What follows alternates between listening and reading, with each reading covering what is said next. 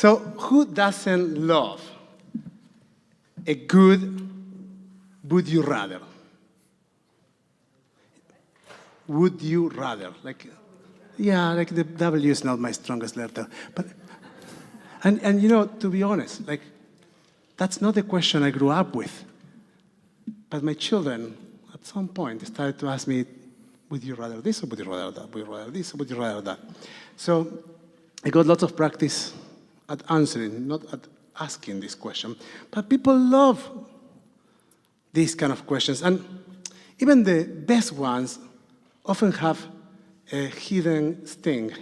Sometimes it's not about choosing what you want, it's about choosing what you can live with. Would you rather always feel like there is a pebble in your shoe or have an itch you can never quite scratch? Would you rather relive your most embarrassing moment once a week or have a stranger insult you every day? Would you rather lose your ability to taste food or never be able to listen to music again? Parshat Bashalach brings this dilemma to life in the most real way. In Exodus 14:9, the Egyptians pursued them and overtook them. This is why the Israelites, I jumped one page. It's not why the Israelites. As they encamped by the sea, all of Pharaoh's chariots, horsemen, and army stood next to them. The Israelites were trapped. Would you rather face Pharaoh's army or throw yourself into the sea? An impossible choice. It was hard to believe that the mighty sea could split. In fact, the Midrash tells us that the sea actively resisted to split. As Moses stood before the sea, staff in hand, he commanded it to split in God's name. But the sea scoffed, I was created on the third day. You humanity came on the sixth. Who are you to command me? Says the Midrash in Shemot Rabbah. The Hasidic master, Kedushat Levi, explains that nature, after fulfilling its role for so long, can begin to see itself as independent. So God humbled the sea, not just splitting it, but forcing it to dry up completely with a mighty east wind, Ruach Kadim Azah, stripping it of its pride. This is why the Israelites began their song, the Song of the Sea, with Ki Ga'ageh. He has triumphed gloriously, with pride. As the Israelites crossed, the Egyptians drowned behind them.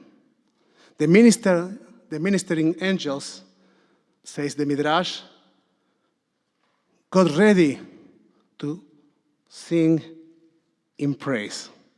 But the Holy One, blessed be He, Kadosh Baruch Hu, stopped them, tells us the Talmud, saying, my children are drowning in the sea, and you are singing before me?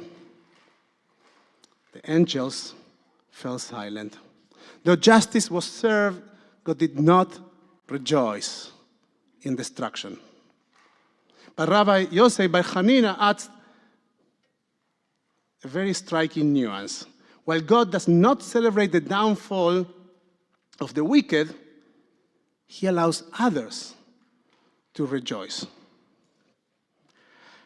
The Israelites standing on the shore were not justice for their song. Their joy was not in the suffering of their enemies, but in their own miraculous salvation. Justice has had been done, but the heavens remain solemn.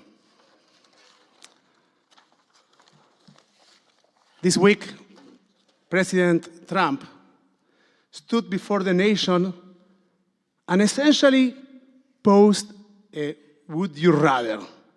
Would you rather Gaza or no Gaza?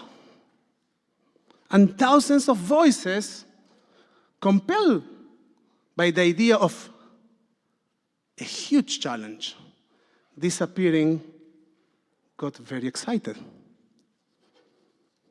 But this is not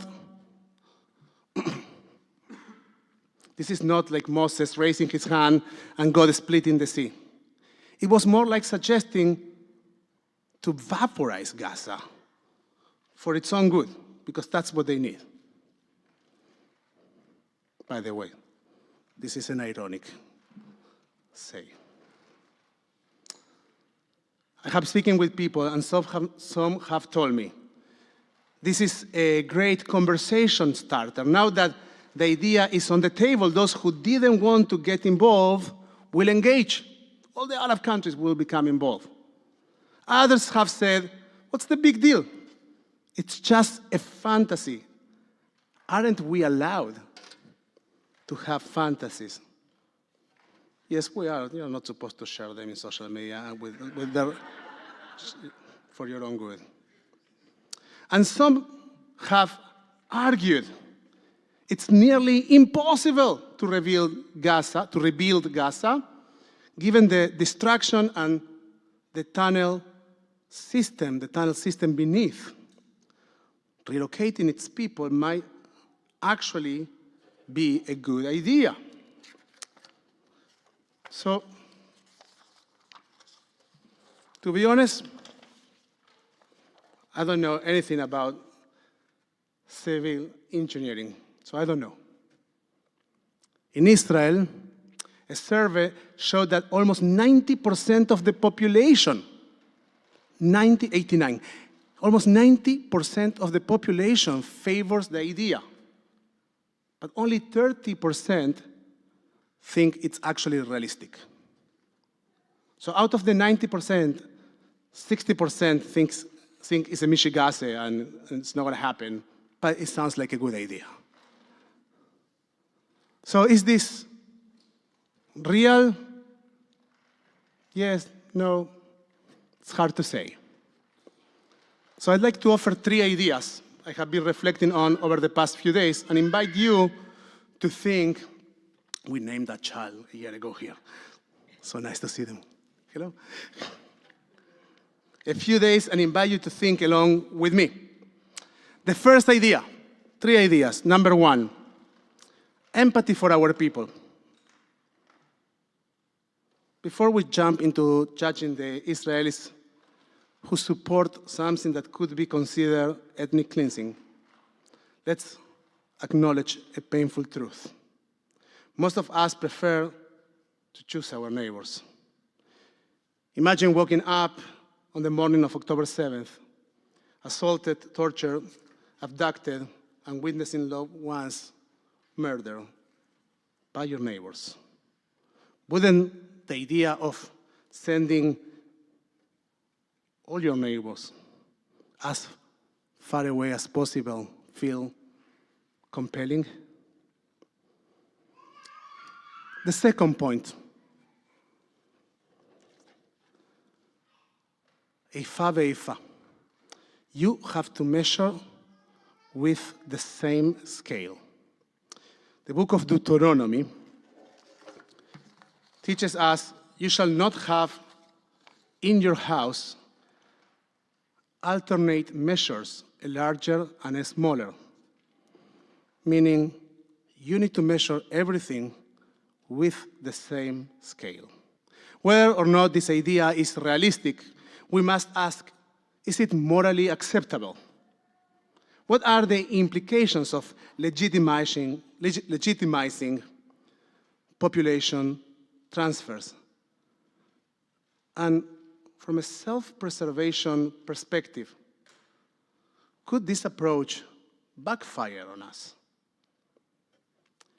If we say that a population living on a small strip of land constantly causing problems for its larger and more powerful neighbor can be removed for the sake of security, what happens when you zoom out?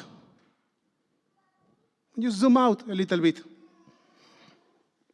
Israel itself is a small strip in the Middle East. Could someone in the US government one day make the same argument about Israel? Could they echo the rhetoric we heard on college campuses last year and say, Jews should go back to Europe?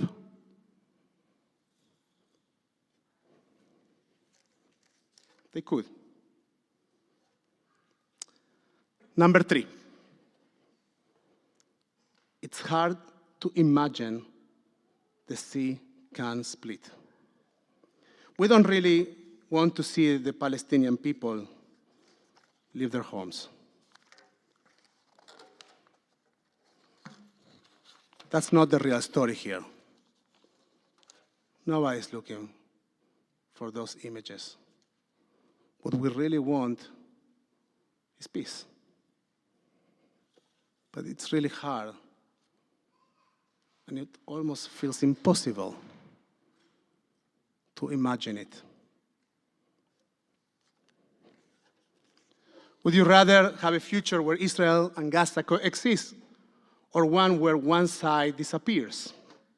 Would you rather believe peace is possible or believe destruction is inevitable?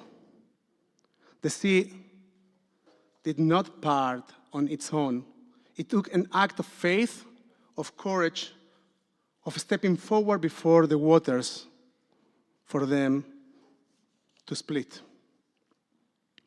Maybe our greatest challenge is not choosing between two impossible options, but actually choosing to believe that it has to be, that there must be yet another way. Shabbat Shalom.